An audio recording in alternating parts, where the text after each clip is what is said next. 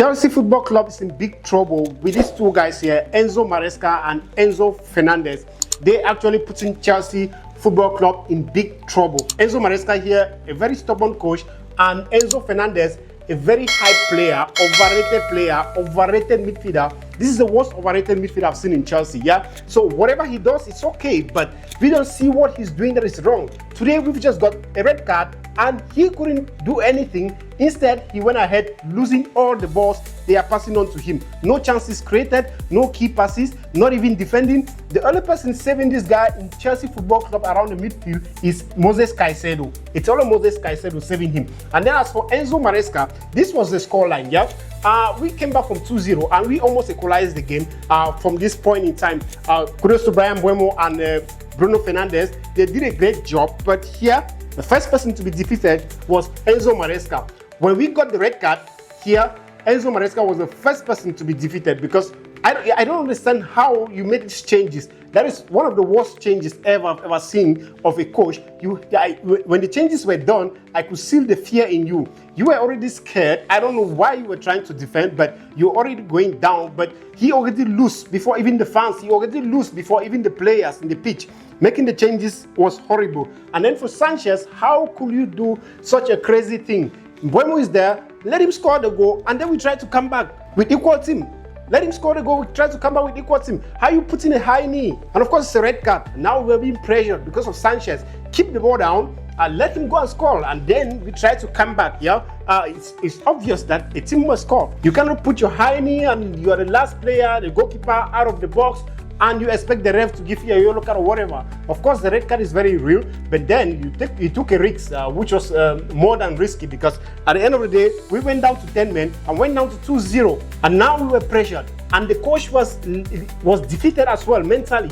The coach was defeated mentally because of your red card. If the coach wasn't defeated, he's not going to make these stupid changes. Right here, how can you tell me that you're going to take out Esteval? Yes, I accept, may take out Esteval and bring in the goalkeeper Jorgensen. But then, what is this? Who's going to score? And then you're going to leave João Pedro around the midfield to be fighting alone? Who's going to play with João Pedro? I mean, the guy was trying, by the way, leaving all three attackers, the best attackers, by the way, out of the pitch, because you didn't predict. You lose your mind. You lose the game already mentally because of the red card. You lose the game mentally. That is why you couldn't think that, okay, what if I take out Esteval and Pedro Neto and Cole Palmer is injured? And João Pedro is injured. You didn't think about that. If you have think about this, you wouldn't have done such a crazy substitution. How can you take out João Pedro and bring in Tosin? We've got already enough defenders in the pitch. Just shift back Caicedo and maybe Enzo Fernandes, your most overrated player, and let them do the defending. At least keep one of these in front. We can still get a counter attack and make something out of it. And Cole Palmer is very good as well. And then most of all, you took out Cole Palmer and brought in Santos, which is proving that means Enzo Fernandes is not doing anything in the midfield. That's why you're bringing Santos as well to add to Caicedo and Enzo Fernandes in there. This is one of the wrong changes I've ever seen in my life in Chelsea football. I don't know where you driving Chelsea into, but we already we lose 4 points already in the last two games. It's not even 4 points, 5 by the way. The last time we got 1 point, and this time we take a lose. And it's very obvious right now that Chelsea is not fighting for the title race. But now Chelsea, in the first 5 matches in the Premier League, Chelsea is going to be fighting to be in the top 3 or in the top 5, because right now the titles loose.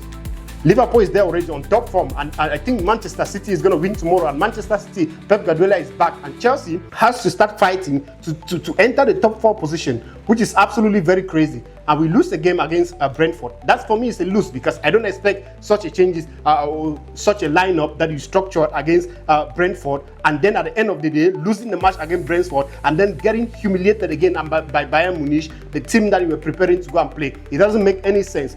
You've lost back to back to back, and today again losing again mentally, even before the players. It makes it so crazy. Now you cannot sub Cole Palmer and then bring in Santos. You sub your most important attacker, all 3 of them, and bring in defenders, and then you're expecting to win the game. That means you're telling us that automatically you lose the game mentally. And then, okay, see, the red card came in now. Casemiro took a red card, and then what next? You start to be like, okay, if I knew, I wouldn't have subbed out these players. I would have left them, because at the time now, if he didn't sub off these players, João Pedro is going to have someone to assist. And this boy here is very incredible. Westerval is very incredible that he could help João Pedro to do something, but João Pedro was all left alone. And kudos to João Pedro today. He did a very, very incredible job today. I mean, he played absolutely very well. If he had played like this against Bayern Munich, we wouldn't have, lose up to this level against Bayern Munich. Today, who was, I believe, should be man of the match for Chelsea today. He was so good. He was trapping the ball, he was keeping the ball, and tried to create it. It was very good. And kudos to Rich James, the captain. He did a very good job. His crosses into the box were so dangerous and so perfect. But right here, I have a second question. Why do you choose Tariq Josh over this guy right here? I mean, that's one thing I'm saying, that you made absolutely very crazy changes today. I don't know why you're keeping Garnacho outside. He was fully ready to come and fight, and you know why he's coming to the pitch to fight. I don't know if Ruben Amorim called you and told you not to bring him into the pitch, but I don't know the reason why you have to keep Garnacho outside when you know that if he comes to the pitch, he's far, far better than Tariq Josh. He's far better than Tariq Josh. At least, okay, if you don't want to bring Garnacho because of whatever, okay, why don't you bring Gittens?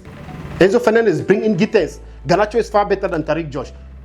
You asked him to warm up, and then you kept him on the bench, and then bring in Tariq Josh. And Tariq Josh, of course, is not better than Garnacho. I can say that. It's not even better than Gittens, but you kept Gittens outside. However, this is the time that you could have someone in the pitch, like maybe Cole Palmer, or if you claim that he's injured, he should better be injured, because that sub was crazy for me. Was absolutely crazy. Now let's talk about Casemiro. He almost gifted Chelsea. I mean, that was a very, very clumsy, one of the worst yellow card I've ever seen in my life. How are you gonna? You should have just won Chelsea comfortably. You should have just taken away the 3 points very comfortably and stressed out Chelsea and stressed out Enzo Maresca. But he just went ahead and took a very clumsy yellow card. How I wish this was taken earlier before the 2-0.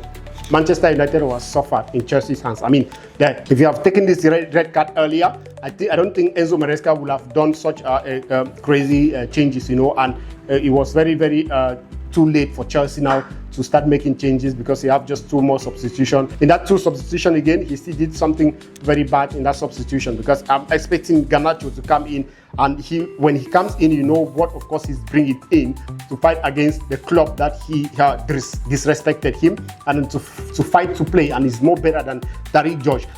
You should have kept him on the bench and maybe bring someone who was better, but then Tariq Josh is not compared to Garnacho right now from what we've seen.